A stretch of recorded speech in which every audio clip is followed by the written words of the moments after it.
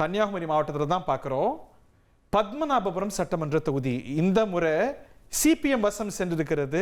திமுக கூட்டணியில் செல்லசுவாமி சிபிஎம் வேட்பாளர், ரமேஷ் பாஜக வேட்பாளர், சீலன் நாம் தமிழர் வேட்பாளர், கிருஷ்ணகுமார் தமிழக வெற்றி கழக வேட்பாளர்.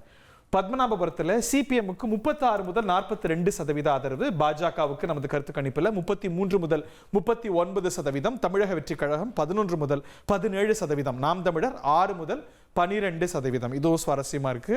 பத்மநாபபுரம் சிபிஎம் வசம் அப்படிங்கிறத பார்க்கின்றோம்.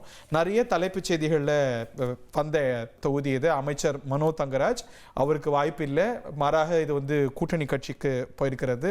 DMK, Congress, BJP, communist, AIADMK எல்லோரும் சோபித்திருக்கக்கூடிய தொகுதி, எல்லாருக்கும் வாய்ப்பு கொடுத்திருக்கக்கூடிய தொகுதி. கன்னியாகுமரியில் அப்படி எல்லா தொகுதிகளும் கிடையாது.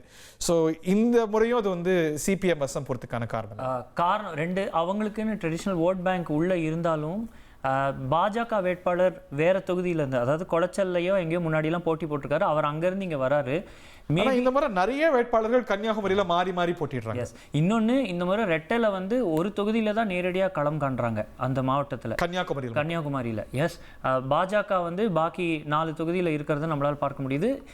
பாஜக வேட்பாளர் கம்யூனிஸ்ட் தானே அப்படின்னு இல்லாம இன்னும் டஃப் ஃபைட் கொடுக்குறோம். கம்யூனிஸ்டுக்கு திருவட்டாறு பகுதிகள் எல்லாம் ஓட்டு இருக்குங்கிறது இஸ் ட்ரெடிஷ்னல் நாலேஜ், எல்லாருக்கும் தெரிஞ்சதுதான். திரு மனோ தங்கராஜ் அவர்கள் என்னதான் டிஸ்பிளஷர்டு, அன்ஹாப்பி அப்படின்னாலும் ஒர்க் பண்ணி தொகுதியை கூட்டணி பக்கம் கொண்டு வந்துடணும்னு பாக்குறாரோ என்னமோ. அந்த ரிசன்மென்ட் எதிரொலிக்குதா? ரிசன்மென்ட் இருக்கா? ரிசன்மென்ட் இருக்கா அப்படின்னா, அவருக்கு பின்னாடி ரேலி ஆற அளவுக்கு அவங்களுக்கு கூட்டணியின் கட்சி இண்டிவிஜுவலும் பெருசா பிரிஞ்சுலாம் வந்துடலங்கிறதுனால there still it's manageable. Okay, BJP போட்டி கொடுக்குது, ஆனா இன்னும் கடுமையாக்கலாம். போட்டியில் அவங்க வெற்றி வாய்ப்பெல்லாம் இருக்கும்னு நம்புற ஒரு தொகுதியில அவங்க பின்தங்கறதுக்கு காரணம் இன்னுமே கூட கொஞ்சம் தொகுதியில அவங்க கவனம் செலுத்தி. பாஜக தமிழ்நாட்டில் காலூன்ற முடியுமா அப்படிங்கறதான் தொடர விவாதம். முதல்ல தமிழ்நாட்டில் காலூன்றிய இடம் அப்படின்னு பார்த்தா இந்த தொகுதி தான். பத்மநாபபுரத்தில் தான் வேலாயுதன் எம்எல்ஏவானார். ஆனா இந்த முறை அது சிபிஎம் வசம் செல்லும் அப்படிங்கிறீங்க. பார்க்கலாம்.